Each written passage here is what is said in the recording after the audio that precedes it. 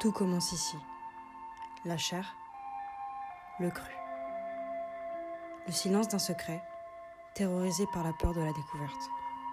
Du sang, tout est rouge ici. C'est grave.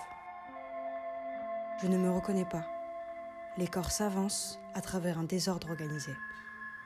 Le sentiment d'appartenir à la chair, notre chair, ma chère chorégraphie, c'est grave. Je me sens comme chair, un simple morceau de chair. Je crée, je m'inspire, la danse.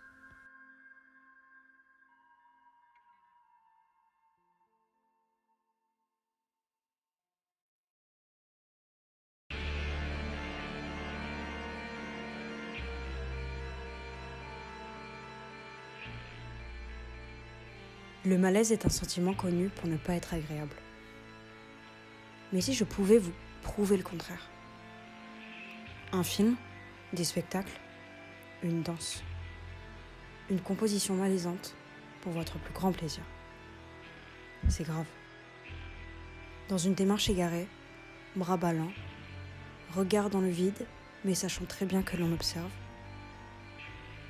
Un corps à la fois meurtri, des bras qui traînent sur le sol, qui flottent, pendent et se tordent. Un impact. On bouge, on se déplace, on crie malaise. On se retrouve happé par un corps étranger. C'est grave. Le spectateur retient son souffle, il est fixé à son siège, puis commence à contempler la beauté. Dans un jeu de déplacement, de théâtre, de danse et de surprise, trouver beauté dans le malaise ambiant. C'est grave. La violence et la douceur du corps à travers Pinaboche. La destruction par le groupe et l'individualité. Les gestes sont nets, précis. Une cohésion de groupe qui se crée, puis se détruit. Pinaboche, cigarette aux lèvres. Je ne suis pas intéressée par la façon dont les gens bougent, mais par ce qui les anime. Et là, c'est vous qui êtes animés. C'est vous les sujets de cette danse. C'est grave. Ça, c'est ma danse. Et tous ceux qui la composent sont bien spéciaux. Sourire malicieux aux lèvres, un regard, une expression de visage. Mais qu'est-ce que vous avez fait? Ah, ça vous gêne? Vous êtes enfin au cœur du sujet. Je voulais un sourire glacial, peu réconfortant, afin de laisser une place au malaise, à travers l'expression du visage, en plus du corps. Oh non, les cœurs même brisés ne suffisent pas.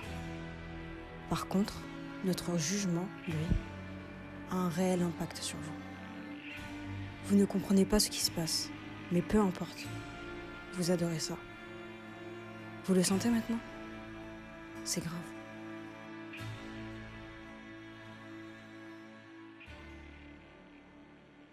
Un regard.